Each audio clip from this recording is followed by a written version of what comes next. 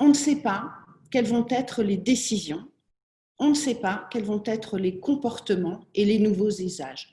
Moi, je ne sais pas, vous ne savez pas, votre entreprise ne peut pas savoir exactement ce qu'il va se passer. On sait qu'on va changer, on sait que ça va être ultra rapide, on sait qu'on va vivre de nouvelles crises.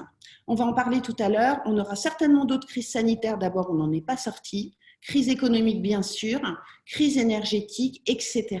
Mais ce nouveau monde des crises, vous savez très bien que de toute crise est né de grands progrès, ou sont nés, pardon, de grands progrès, de grandes évolutions, et c'est cette captation-là via Society Change que l'on vous propose aujourd'hui. Alors, il va y avoir une méthode, je vais la présenter très simplement, mais sachez qu'il y a 4 piliers.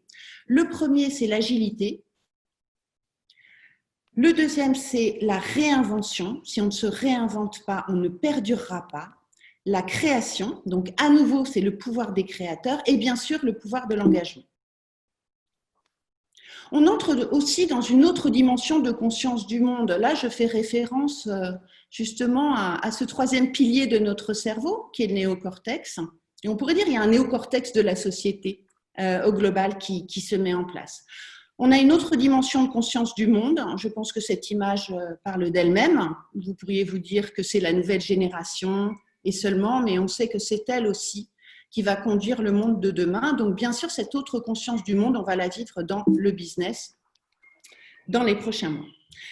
L'image qu'on a souhaitée pour faire comprendre aussi la mission Society Change est celle de la fusée. Alors, pour tous ceux qui aiment l'aéronautique, je pense qu'ils seront ravis, bien évidemment. Je crois que de toute façon, les fusées nous passionnent tous et font appel à notre âme d'enfant.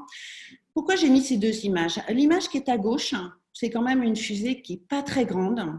On voit un monsieur qui active beaucoup de fils. Bon, ce n'est pas un jouet, mais il active des fils et honnêtement, c'est vrai que dans la vie et de ce que nous allons vivre dans les prochains mois et les prochaines années, on peut tirer des fils.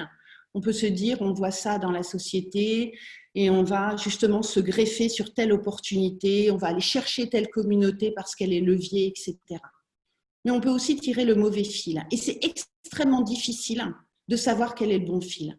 De l'autre côté, à droite, il y a une fusée qui est assez puissante, évidemment, qui est massive et qui est vouée à décoller. Donc, c'est vraiment l'enjeu aujourd'hui de se dire, dans cette période de relance, dans cette période de réinvention, comment allons-nous redécoller?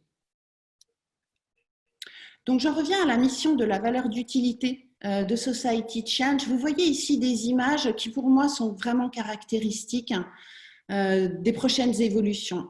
Et j'ai toujours envie de dire que finalement, quand on parle de la société, il faut maintenant qu'on parle de la nouvelle société.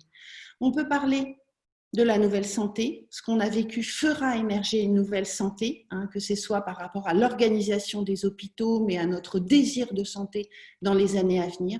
On est face à une nouvelle démographie. Alors, elle n'est pas la même selon les zones du globe, bien évidemment, mais il va falloir que nous soyons en capacité d'adaptation, voire d'anticipation plus que jamais. La nouvelle consommation, bien sûr, aujourd'hui, on nous dit on veut consommer moins. J'ai eu un dernier sondage de l'Observatoire CTLM qui dit qu'à peu près 41% des Français ont déjà commencé depuis des mois, et ça s'est accéléré à de toute façon se dire on va consommer moins. Par ailleurs, il faut qu'on voit les opportunités nouvelles. On a l'émergence, évidemment, du rapport entre nature et futur. Je crois que c'est notre grand défi à tous. On va vivre des mondes virtuels et réels simultanément. Donc, ça nous fera bouger énormément également les opportunités de relations et de projets pour les marques, les entreprises et les associations. Et comme je le disais précédemment, nous serons face aussi à un écosystème global, communautaire, on en parlera aussi tout à l'heure, où il y a de plus en plus de communautés. Et la leçon qu'on peut en tirer, c'est que la société n'est absolument pas une, elle est cosmopolite, elle est variée, elle est éclectique, et cet enjeu d'adaptation va être majeur. Alors moi, j'ai dégagé 2 piliers principaux dans la mission Society Change, qui, comme vous l'aurez compris, est quand même un changement de modèle. Je ne sais pas pourquoi, les slides passent tout seuls. Il faut que je revienne, c'est pas grave. Les 2 piliers qu'on peut imaginer comme inflexion majeure dans le nouveau modèle, parce qu'il faut quand même qu'on se situe à l'intérieur des entreprises, puisque la question névralgique aujourd'hui, c'est de savoir comment on va s'organiser. Alors d'un côté, il nous semble assez évident qu'il doit y avoir une accélération de la synergie entre les directions générales, leur direction de l'innovation et leur direction de la communication. On a vécu les uns les autres quand même, je pense que vous pourrez abonder, des approches qui pouvaient être en silo, et ce n'est pas parce qu'on se retrouve au sein d'un comité de direction, puisque toutes ces fonctions sont représentées, et je pourrais ajouter aussi les ressources humaines, qu'il n'y a pas un effet de synergie supplémentaire à créer, puisque nous en déduisons que le monde va demander une accélération formidable pour pouvoir récupérer et redévelopper le business. La première leçon que nous devons en tirer, et la première organisation, c'est de se dire comment nous allons fonctionner en synergie entre ces trois entités. Mon propos étant de dire on ne peut pas s'arrêter à voir seulement le présent. En fait, il faut qu'on anticipe le futur et ce futur le mettre dans le présent. Alors, c'est une méthodologie. Cette méthodologie repose sur un deuxième pilier qui est celui des écosystèmes. Vous savez que c'est une grande notion parce que les écosystèmes sont aussi les éléments qui vont permettre de nous protéger et de nous préserver à l'avenir. Dans l'entreprise, le fonctionnement écosystémique va non seulement permettre aux personnes de travailler beaucoup plus en synergie, mais va induire un système d'anticipation pour l'action. Si on n'anticipe pas, et donc mon propos est de dire que la méthode des scénarios va être vitale dans les mois à venir.